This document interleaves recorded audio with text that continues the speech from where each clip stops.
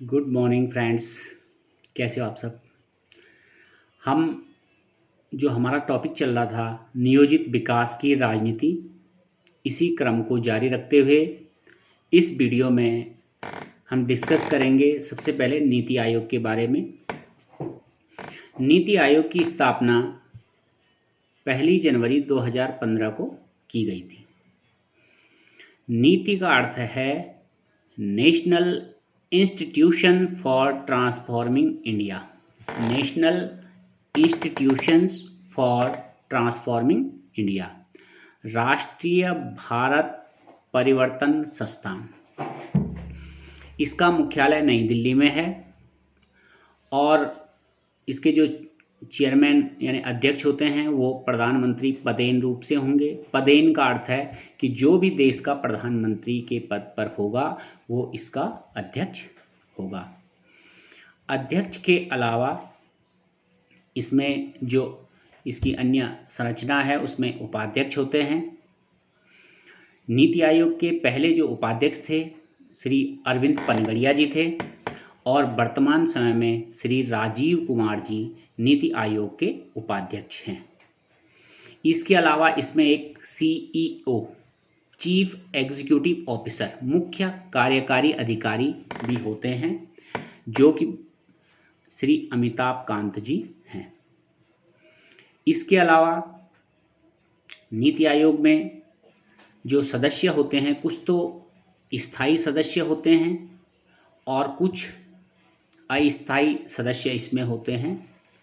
तो जो स्थायी सदस्य होते हैं इसमें उपाध्यक्ष, चीफ एग्जीक्यूटिव ऑफिसर और उसके अलावा कुछ विशेषज्ञ शामिल किए गए हैं। वर्तमान समय में जो विशेषज्ञ इसमें हैं उनमें से विवेक देवराय, बीके सासवत, रमेश चंद्र, विनोद पाल जी हैं। इसके अलावा इसमें 4 कैबिनेट मंत्री भी शामिल होते हैं जो अस्थायी सदस्य के रूप में कार्य करते हैं। उसके अलावा कुछ आमंत्रित सदस्य इसमें होते हैं और सबसे मुख्य बात और जो इसको योजना आयोग से अलग करती है वह यह है कि इसमें राज्यों का प्रतिनिधित्व होता है। हर राज्य का मुख्यमंत्री इसकी गवर्निंग काउंसिल का सदस्य होता है और जितने भी हमारे केंद्र शासित प्रदेश हैं, केंद्र शासित प्रदेशों के जो उपराज्यपाल या प्रशासक होंगे वो भी इसकी गवर्निंग काउंसिल के सदस्य होंगे। तो इस तरह से ये नीति आयोग की संरचना के बारे में चर्चा हो गई। अब थोड़ा सा अंतर जो हम समझें कि भाई योजना आयोग और नीति आयोग में फ़र्क क्या है, भाई क्यों योजना आयोग को समाप्त किया गया और उसकी जगह नीति आयोग को लाया गया। योजना आयोग में राज्यों का प्रतिनिधित्व नहीं होता था।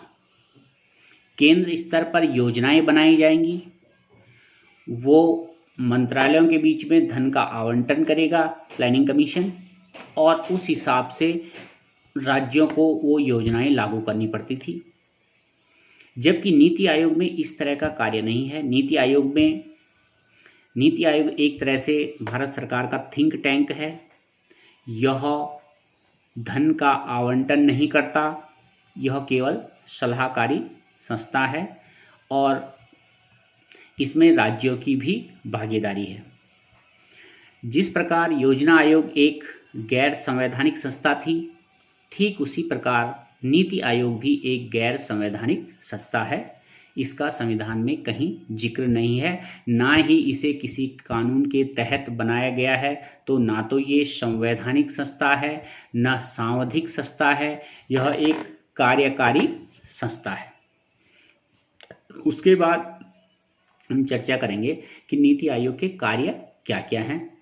तो नीति आयोग का मुख्य कार्य है सामाजिक और आर्थिक मुद्दों पर सलाह देना, राज्य और केंद्र के बीच समन्वय स्थापित करना, राष्ट्रीय विकास के लिए राज्यों की भागीदारी को बढ़ावा देना, ग्राम स्तर तक योजनाएं बनाने का तंत्र तैयार करना कि किस तरह से हम ग्राम स्तर तक योजनाएं बनाएं, केंद्र और राज्यों को राष्ट्रीय और अंतर्राष्ट्रीय मुद्दों पर तकनीकी सलाह देना भी नीति आयोग का कार्य है। और इसके अलावा एक सहयोगपूर्ण संघवाद को बढ़ावा देना, सहयोगपूर्ण संघवाद को बढ़ावा देना, तो ये हमारे नीति आयोग के बारे में है और ये हमने चर्चा की कि नीति आयोग के संबंध में। अब हम इससे आगे चलेंगे, पंचवर्षीय योजनाओं के बारे में चर्चा करेंगे। भारत में पंचवर्षीय योजनाओं का जो सिद्धांत है या पंचवर्षीय योजनाओं की जो रूपरेखा है, ये हमने सोवियत संघ से ली है।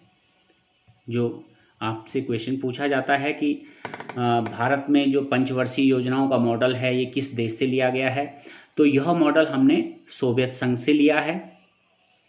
और पंचवर्षीय योजनाएं जो भारत में शुरू हुई, ये प्रथम पंचवर्षीय योजना 1951 से 1956 तक चली। अगर आपसे कार्यकाल पूछा जाता है तो प्रथम पंचवर्षीय योजना का कार्यकाल 1 अप्रैल 1951 से 31 मार्च 1956 तक होता है।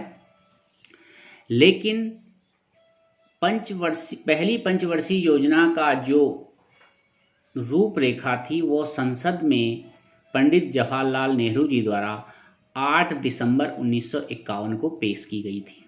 इस बात को भी नोट रखेंगे कि संसद में इसकी रिपोर्ट को कब पेश किया गया था, तो संसद में इसकी रिपोर्ट को 8 दिसंबर 1951 को पेश किया गया था। अब एक सवाल आता है कि प्रथम पंचवर्षीय योजना किस मॉडल पर आधारित थी, आपसे पूछा जाता कई बार।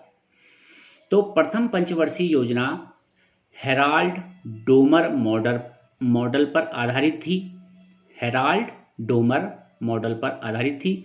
अब ये हेराल्ड डोमर मॉडल है क्या चीज, इसको समझना जरूरी है।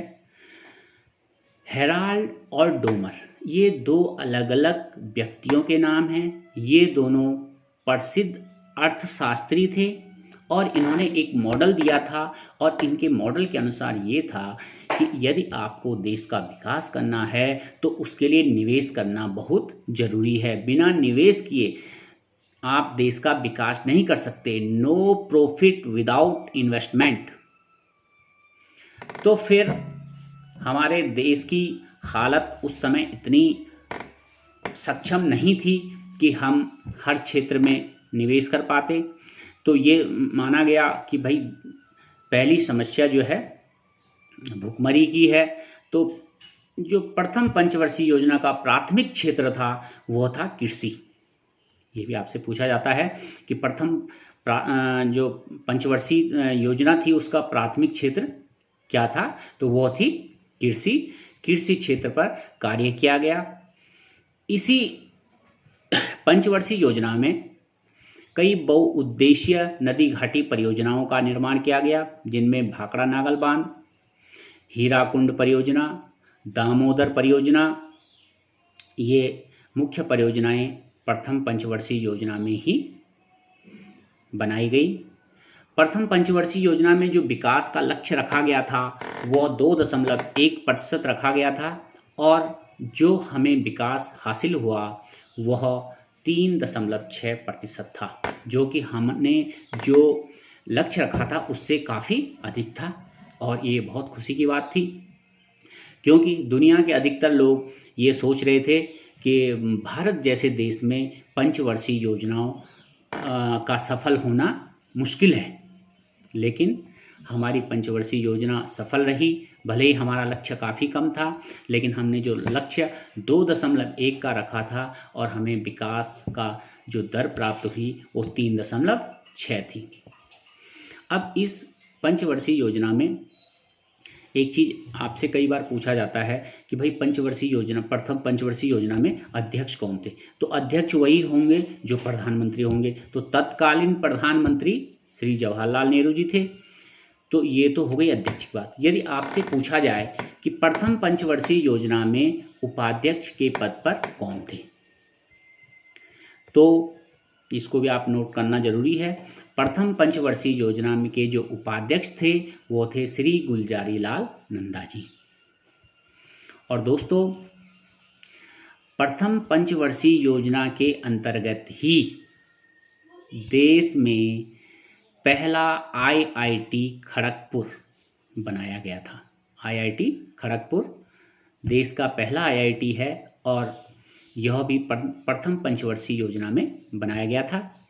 दूसरा, जो सामुदायिक विकास कार्यक्रम है, यह भी 2 अक्टूबर 1952 से इसी पंचवर्षीय योजना के दौरान चलाया गया था। अब हम डिस्कस करेंगे दूसरी पंचवर्षीय योजना के बारे में। द्वितीय पंचवर्षीय योजना, इस पंचवर्षीय योजना का कार्यकाल 1 अप्रैल 1956 से 31 मार्च 1961।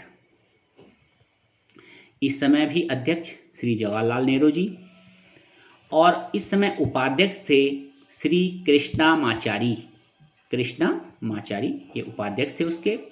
और जो द्वितीय पंचवर्षीय योजना का मॉडल है वह है महालनोबिस मॉडल।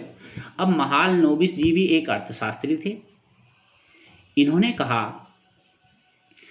कि केवल कृषि पर ध्यान देकर देश का विकास संभव नहीं है। जब तक हमने उद्योग धंधों में निवेश नहीं किया तब तक हम विकास हासिल नहीं कर पाएंगे। तो इन्होंने उद्योग धंधों पर जोर दिया और हमारी जो दूसरी पंचवर्षीय योजना थी वो महालनोबिस मॉडल पर आधारित थी। इसलिए दूसरी पंचवर्षीय योजना में उद्योगों पर जोर दिया, उद्योग धंधों पर जोर दिया गया। और इस समय कई इस्पात कारखाने देश में लगाए गए, जिनमें राउरकेला में जो कि उड़ीसा में है, भिलाई जो कि छत्तीसगढ़ में है, बोकारो जो झारखंड में पड़ता है, दुर्गापुर पश्चिमी बंगाल में, ये सारे इस्पात कारखाने इसी दूसरी पंचवर्षीय योजना में लगाए गए। इसके अलावा जो हमारा परमाणु ऊर्जा आयोग, इसकी स्थापना भी दूसरी पंचवर्षीय योजना में ही हुई। जो इसमें होमी जहांगीर भाभा का नाम आपने सुना होगा, ये परमाणु कार्यक्रम के जनक हैं भारत में, होमी जहांगीर भाभा। और इन्हीं के इसी पंचवर्षीय योजना में यह संभव हुआ। दूसरी पंचवर्षीय योजना में जो विकास का लक्ष्य था वो 4.5% रखा गया था और जो हमें विकास की दर हासिल हुई वो 4.2% थी। मतलब हम लक्ष्य से पीछे रहे लेकिन बहुत पीछे नहीं थे। और इस तरह से यहाँ पे हमारी दूसरी पंचवर्षीय योजना के बारे में भी जानकारी समाप्त होती है। आप वीडियो को 2 या 3 बार देखें तो आपकी समझ में ये क्लियर आ जाएगा। और इसके बाद अगले वीडियो में हम तीसरी और चौथी पंचवर्षीय योजना के बारे में पढ़ेंगे और उसके बाद हरित क्रांति के बारे में भी चर्चा करेंगे। धन्यवाद। Have a nice day.